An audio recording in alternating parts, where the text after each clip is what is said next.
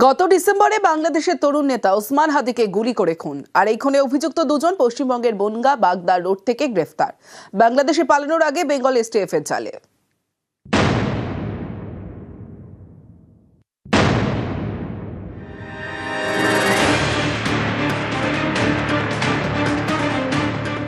বাংলাদেশের এনকেলাব মঞ্চের তরুণ নেতা ওসমান হাদি গত বছরের ডিসেম্বরে তাকে খুন করা হয়।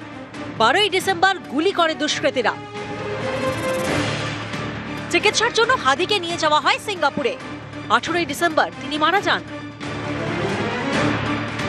এই হাদি খুনের ঘটনায় দুই অভিযুক্ত রাহুল ওরফে ফয়সাল করিম মাসুদ এবং আলমগীর হোসেন। এর মধ্যে ফয়সাল কয়েক মাস আগে সোশ্যাল মিডিয়ায় ভিডিও প্রকাশ করেন, এমনটাই দাবি। জি, আমি ফয়সাল করিম মাসুদ। হাদি খুনে অভিযুক্ত ফয়সাল ও আলমগীরকে গ্রেফতার করেছে বেঙ্গল পুলিশের এসটিএফ। শনিবার রাতে পশ্চিমবঙ্গের বনগাঁ বাগদা রোড থেকে দুজনকে গ্রেফতার করা হয়। দুজনকে 14 দিন পুলিশ হেফাজতে রাখার নির্দেশ দিয়েছে বিধাননগর আদালত। ডিসেম্বরে ঢাকা পুলিশ জানায়, হাদিকে খুনের পরে মেঘালয় হয়ে ভারতে ঢোকে দুই অভিযুক্ত।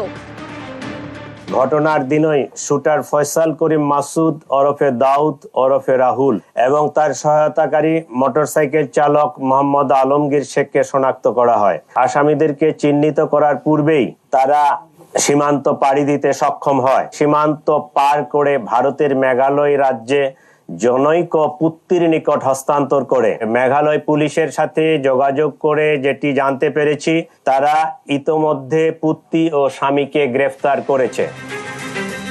ধৃতদের জেরা করে বেঙ্গল পুলিশের এসটিএফ জানতে পেরেছে ফয়সাল এবং আলমগীর বাংলাদেশ থেকে মেঘালয় ঢোকে। সেখান থেকে শিলিগুড়ি এবং জলপাইগুড়িতে গা ঢাকা দিয়ে থাকে। বাংলাদেশের রাজনৈতিক পরিস্থিতি বুঝে বাংলাদেশে ফেরার ছক কষেছিল বনগাঁ সীমান্ত হয়ে। তার আগেই বেঙ্গল পুলিশের এসটিএফ এর জালে। শনিবার হাদি খুনে দুই অভিযুক্তকে বনগাঁ বাগদা রোড থেকে গ্রেফতার করা হয়। বাংলাদেশের প্রাক্তন প্রধানমন্ত্রী শেখ হাসিনা ভারতে, এ নিয়ে বাংলাদেশের অনেকের মধ্যে ক্ষোভ। এরই মাঝে হাদি খুনে দুই অভিযুক্তকে বেঙ্গল পুলিশের এসটিএফ যেভাবে গ্রেফতার করলো, তা কি ক্ষতি প্রলেপ? বাংলাদেশ বারবার অভিযোগ করেছিল যে ওসমান হাদির যা খুনি তারা ভারতে পালিয়ে গিয়েছিল। তারা উত্তর ভারতে বেঙ্গলে ঢুকে আবার বেঙ্গল বর্ডার দিয়ে বাংলাদেশে প্রবেশ করার চেষ্টা করার মুহূর্তে পশ্চিমবঙ্গ যে ইন্টেলিজেন্স পুলিশে তারা গ্রেপ্তার করে দুজন খুনিকে। এটা একটা বড় সাফল্য। বাংলা সরকার ভাববে ভারতের সদিচ্ছা রয়েছে, বাংলাদেশের যে অপরাধী তাদেরকে ধরা গ্রেপ্তার করে তাদেরকে বন্দি প্রত্যর্পণ চুক্তির মাধ্যমে মানে খুব শীঘ্রই বাংলার সাথে তুলে দেবে। অর্থাৎ ভারতের যে সদিচ্ছাটা রয়েছে এটা একটা প্রমাণ। দ্বিতীয়ত হচ্ছে ওয়েস্ট বেঙ্গল পুলিশের যে অ্যাক্টিভিজম সেটা যে আছে এবং তারা যে সক্রিয় হলে মানে অপরাধীদের গ্রেপ্তার করতে পারে সেটাও প্রমাণ। অনেকেরই প্রশ্ন, বাংলাদেশে হাদি খুনে দুই অভিযুক্ত কিভাবে মেঘালয় সীমান্ত পেরিয়ে ভারতে ঢুকে পড়ল? তাহলে কি মেঘালয় সীমান্তে যথেষ্ট নজরদারির অভাব?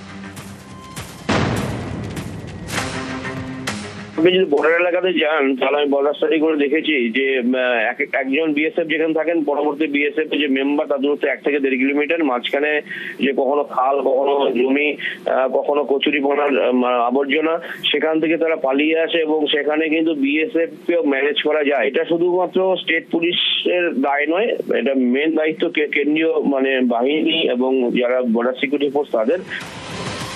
নিউজ 18 বাংলা।